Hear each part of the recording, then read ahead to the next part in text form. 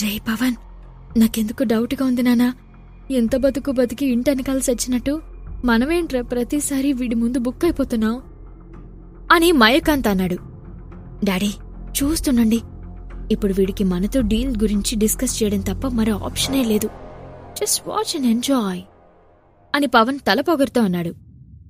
ఛ, వీడు బుర్రేమన్నా ఎలకలెత్తుకెళ్ళాయే ఏంటి, తెగ్గ ఆలోచిస్తున్నాడు అని గొనుక్కున్నాడు మయకాంత్. ఫణీంద్ర ఒక 10 నిమిషాలు తీరిగ్గా డాక్యుమెంట్స్ మొత్తం తిరిగేసి పవన్ మొహం మీదకి విసిరేశాడు. What's this nonsense? ఎలా కనిపిస్తున్నాను మీకు? నేను డీల్ ఓకే చేసింది ఐశ్వర్య గారి ఐడియాస్ నచ్చి. ఇప్పుడు మీరొచ్చి ఆవిడే మాకు ప్రాజెక్ట్ హ్యాండ్ ఓవర్ చేసింది అంటే అని చైర్లో నుండి లేచి చేతులు కట్టుకుని వంగి, సరే సార్, చిత్తం సార్, మీరెలా అంటే అలా సార్ అని అనాలా అని పైకి లేచి ఫుల్ ఫైర్తో అరిచేశాడు ఫణీంద్ర. అతనన్న మాటలకి పవన్కి ఫ్యూజులు ఎగిరిపోయాయి. ఫణీంద్ర నుండి ఇలాంటి రియాక్షన్ ఊహించలేదు పవన్. అందుకే దెబ్బతిన్నవాడ్లా ఫణీంద్రని కళ్ళు తేలేసి చూశాడు. అయిపోయింది, దుంప నాశనం అయిపోయింది. ఒరే సుపుత్ర, నీ మీదున్న ప్రేమతో నీ తోకలా వచ్చినందుకు మళ్లీ రోడ్డు మీద పడక తప్పేలా లేదు కదరా అని అనుకున్నాడు మయకాంత్. సార్, మనం ఒకసారి కూర్చుని పీస్ఫుల్ గా డిస్కస్ చేసుకుందాం. ఒకసారి మా ఐడియాస్ కూడా షేర్ చేసుకునే చాయిస్ ఇవ్వండి సార్ అని రిక్వెస్టింగ్ గా అడిగాడు పవన్.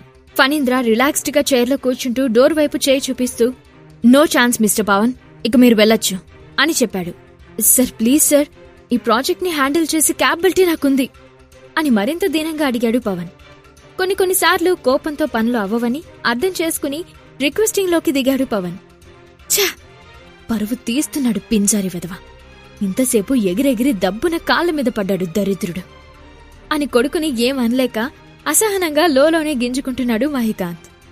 సి మిస్టర్ పవన్, మీకీ ప్రాజెక్ట్ కావాలి అంటే ఐశ్వర్య గారిని వచ్చి మాకు ప్రెజెంటేషన్ ఇవ్వమనండి. లేదు అంటే మీ కంపెనీతో చేసుకున్న అగ్రిమెంట్ మేం క్యాన్సిల్ చేసుకోవాల్సి వస్తుంది అని చెప్పి పవన్ గుండెల్లో ఫణీంద్ర డైనమైట్ పేల్చేశాడు. ఎంత లేదన్నా ఈ ప్రాజెక్ట్ కంప్లీట్ అయితే 200 కోట్ల లాభం వస్తుంది అని ఊహించుకున్నాను. ఇదేంటి ఇలా రివర్స్ అవుతుంది అనుకుంటూ షాక్తో మళ్లీ కళ్ళు తేలేశాడు పవన్. పవన్ మయూకాంత్ ముఖాలు చూసి కన్నింగా నవ్వుకున్నాడు ఫణీంద్ర. ఏం చేయాలో తెలియక ఒకరి ముఖాలొకరు చూస్తూ కూర్చున్నారు. మరోవైపు ఇంట్లో ఐశ్వర్యాన్ని కూల్ చేయడానికి చంద్రకాంత్ తెగ ట్రై చేస్తున్నాడు. గది దాటి బయటకు రాని కూతురి మీద బెంగతో బేబీ అని మార్దవంగా పిలిచాడు చంద్రకాంత్. ఆ పిలుపు వినిపించగానే లీవ్ మీ అలోన్ డాడ్ అని చెప్పింది ఐశ్వర్య. ఆ ఒక్క మాటలోనే కూతురికి తనకి మధ్య ఎంత దూరం వచ్చిందో తెలుస్తుంటే ఆ దూరాన్ని తీసుకొచ్చిన తన నిస్సహాయత మీద తనకే కోపం వచ్చింది చంద్రకాంత్కి.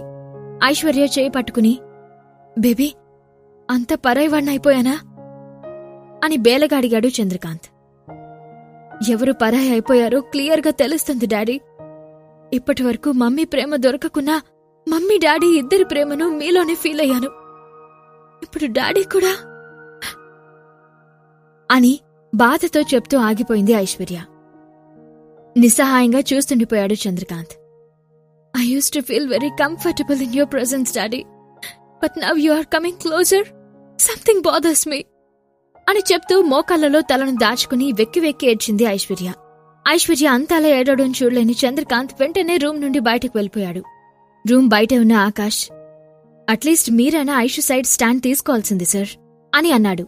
పరిస్థితులు నన్ను కట్టిపడేసే ఆకాష్, బట్ నా బేబీ ఇంత స్ట్రెస్ తీసుకుంటుంది అని ఎక్స్పెక్ట్ చేయలేదు దీనంగా కళ్ళు తుడుచుకుంటూ అన్నాడు చంద్రకాంత్. సిట్యుయేషన్స్ మనల్ని రూల్ చేయడం నాట్ కరెక్ట్ సార్. ఒకసారి ఐషు ప్లేస్లో మీరు ఆలోచించండి. చిన్నప్పటి నుండి మీ చేయి పట్టుకుని నడిచిన అమ్మాయి, మీ అడుగుల్లో అడుగు వేసుకుంటూ బయట ప్రపంచాన్ని చదివిన అమ్మాయి, మీ హ్యాపీనెస్ కోసం ఏం చేయడానికైనా వెనకాడిన అమ్మాయి, ఇలా ఈరోజు మిమ్మల్ని దూరం చేసి మాట్లాడుతుంది అంటే తన మనసు ఎంతగా గాయపడుంటుంది. ఒక్కసారి తనకి ఛాన్స్ ఇచ్చుండాల్సింది. అసలు తన ఏం చెప్పాలి అనుకుందో మీకు తెలిసేది. బట్ మీరెవ్వరూ ఐషుని అర్థం చేసుకోకపోయినా, ఐషుకి తోడు లేకపోయినా పర్లేదు sir. I can take care of my wife. నేనున్నాను తనకి.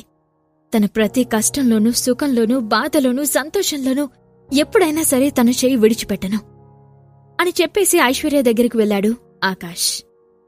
కూతురికి తనకి మధ్యలో వచ్చిన దూరాన్ని చంద్రకాంత్ చెరిపేయగలడా? ఫణీంద్ర ఇచ్చిన జలక్కి పవన్ ఎలాంటి సమాధానమిస్తాడు? ఐశ్వర్య తనని తాను ఎలా ప్రూవ్ చేసుకుంటుంది? ఈ ప్రశ్నలకు సమాధానాలు తెలుసుకోవాలంటే నెక్స్ట్ ఎపిసోడ్ వినాల్సిందే. క్రింద ఇచ్చిన లింక్ ని క్లిక్ చేసి పాకెట్ ఎఫ్ఎం యాప్ ని ఇన్స్టాల్ చేసుకోండి. Stay tune to pocket FM.